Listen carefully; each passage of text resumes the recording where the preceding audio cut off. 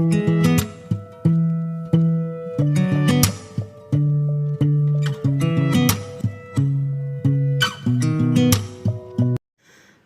Friends, welcome to Afsana Tamil. Friends, வாங்க சுவையான கோவக்காய் கிரேவி எப்படி செய்கிறதுன்னு பார்த்துடலாம். இந்த கோவக்காய் கிரேவி சப்பாத்தியோடு சாப்பிட அவ்வளோ அருமையாக இருக்கும். அதுக்கு நான் 1/2 கிலோ கோவக்காய் எடுத்திருக்கேன். கோவக்காய் வாங்கி 2 நாள் தாங்க வச்சுருந்தேன். அதுக்குள்ளே லைட்டாக பழுத்துருச்சுங்க. இது போல் நான் வாஷ் பண்ணிவிட்டு எல்லாத்தையும் கட் பண்ணி எடுத்துக்கிட்டேன். அதில் கொஞ்சம் தான் பழுக்காமல் இருந்தது, அதையும் கட் பண்ணி எடுத்திருக்கேன். உங்கள்கிட்ட எப்படி கட் பண்ணணுன்னு காட்டுறதுக்காக ஒரே ஒரு பீஸ் மட்டும் கட் பண்ணாமல் வச்சுருக்கேன். இது போல் கட் பண்ணிக்கோங்க. எட்ஜஸ் வரைக்கும் கட் பண்ண வேணாம், அவ்வளோதான். வாங்க இப்போ என்னென்ன இன்க்ரீடியன்ஸுன்னு பார்த்துடலாம். தேவையான அளவுக்கு மல்லித்தலை பொடியாக கட் பண்ணது, 1 ஸ்பூன் மல்லித்தூள், 1 ஸ்பூன் மிளகாத்தூள் எடுத்துக்கோங்க. 1/4 ஸ்பூனுக்கும் குறைவாக ஜீரகம், 4 லவங்கம், 3 ஏலக்காய், 1 துண்டு பட்டை எடுத்துக்கோங்க. இது 1/2 கப்பு. இதில் 1/4 கப்பு வேர்க்கடலை எடுத்திருக்கேன்.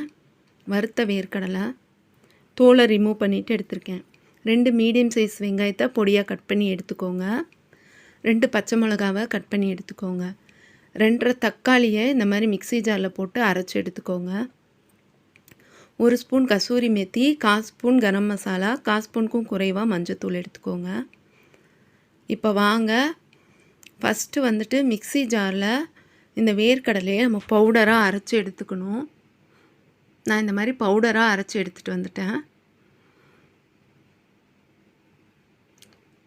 அடுப்பில் கடாய் வச்சுட்டு நம்ம இந்த கோவக்காவை எண்ணெயில் வதக்கி எடுக்கணும். சின்ன குழிக்கரண்டியில் 1/2 குழிக்கரண்டி எண்ணெய் ஊற்றிக்கலாம்.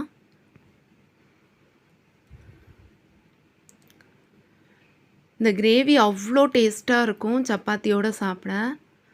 இப்போ எண்ணெய் லைட்டாக காஞ்சிடுச்சு. மெதுவாக இந்த கோவக்காவெல்லாம் அந்த எண்ணெயில் போட்டு விடலாம். எண்ணெய் தெறிக்கும், மெதுவாக போடுங்க. அவ்வளோதான். இப்போ இதுக்கு உப்பு லைட்டாக தூவி விட்டுக்கலாம். அது கோவக்காலையும் உப்பு பிடிச்ச மாதிரி இருக்கும், சீக்கிரமாக வதங்கியும் வந்துடும். அதுக்காக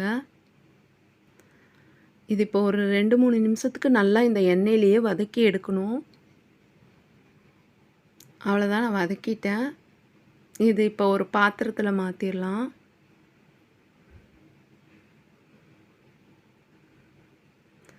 திரும்ப அடுப்பில் கடாய் வச்சுட்டு 1 ஸ்பூன், பெரிய ஸ்பூனில் 1 ஸ்பூன் இஞ்சி பூண்டு பேஸ்ட் எடுத்துக்கோங்க. சின்ன குழிக்கரண்டியில் ஒரு 2.5 குழிக்கரண்டி போல் எண்ணெய் ஊற்றிக்கலாம்.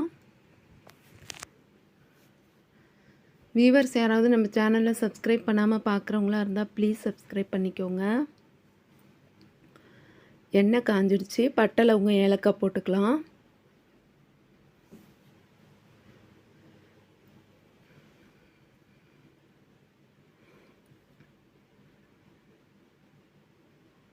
பட்டை, லவங்கம், ஏலக்காய் பட்டுன்னு வெடிச்சிடுச்சு. இப்போ கூடவே ஜீரகத்தை ஆட் பண்ணிடலாம். கூடவே வெங்காயத்தையும் ஆட் பண்ணிடலாம்.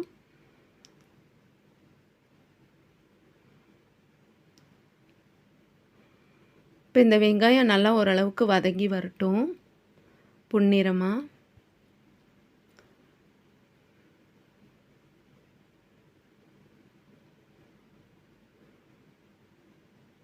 அவ்வளோதான், ஓரளவுக்கு கோல்டன் கலர் வதங்கி வந்துடுச்சு. இது கூட இப்போ இஞ்சி பூண்டு பேஸ்ட் ஆட் பண்ணிடலாம். இஞ்சி பூண்டு பேஸ்ட்டு பச்சை வாசனை போகிற அளவுக்கு வதக்கிக்கலாம். இது கூட மல்லித்தூள், கரம் மசாலா, மஞ்சத்தூள், மிளகாத்தூள் ஆட் பண்ணிக்கலாம்.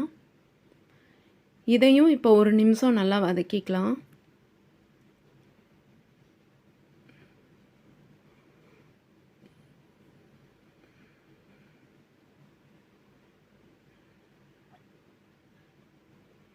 அவ்வளோதான், 1 நிமிஷமாக நல்லா வதக்கிட்டு இப்போ இதில் லைட்டாக தண்ணி ஆட் பண்ணிக்கலாம்.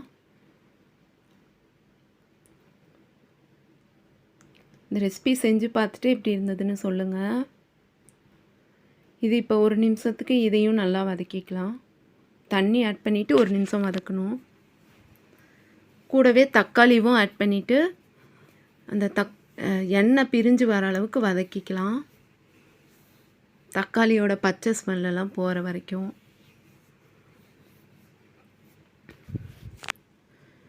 அவ்வளோதான், நல்லா வதங்கி வந்துருச்சு, எண்ணெய்லாம் பிரிஞ்சு. இப்போ இதில் தண்ணி ஓரளவுக்கு ஊற்றிக்கலாம். ரொம்ப தண்ணி ஊற்ற வேணாம், கொஞ்சமாக தண்ணி ஊற்றிக்கலாம்.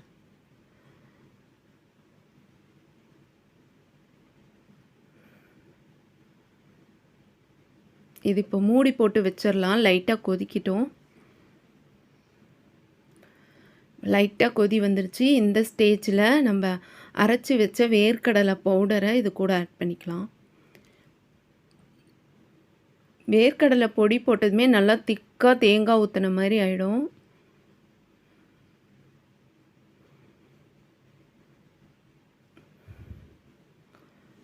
இந்த கிரேவி அவ்வளோ சத்தானதுங்க. நம்ம வேர்க்கடலை கோவக்காயெலாம் போட்டு செய்கிறதுனால அவ்வளோ சத்து இது. இப்போ நம்ம வேர்க்கடலை பவுடர் ஆட் பண்ணிவிட்டு நல்லா ஒரு நிமிஷம் 2 நிமிஷத்துக்கு நல்லா இந்த மாதிரி கலக்கி விட்டுட்டு நல்லா கொதிக்க வைக்கணும். அந்த எண்ணெயிலேயே வதக்கணும் நல்லா. அதுக்கப்புறம் கோவக்காவை ஆட் பண்ணிக்கணும்.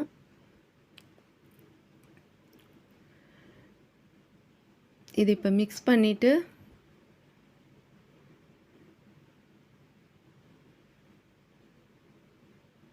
இப்போ கொஞ்சம் தண்ணி ஆட் பண்ணிக்கலாம்.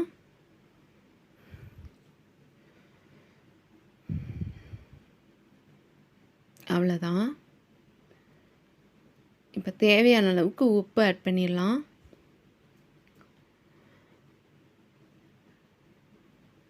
நல்லா மிக்ஸ் பண்ணிக்கலாம்.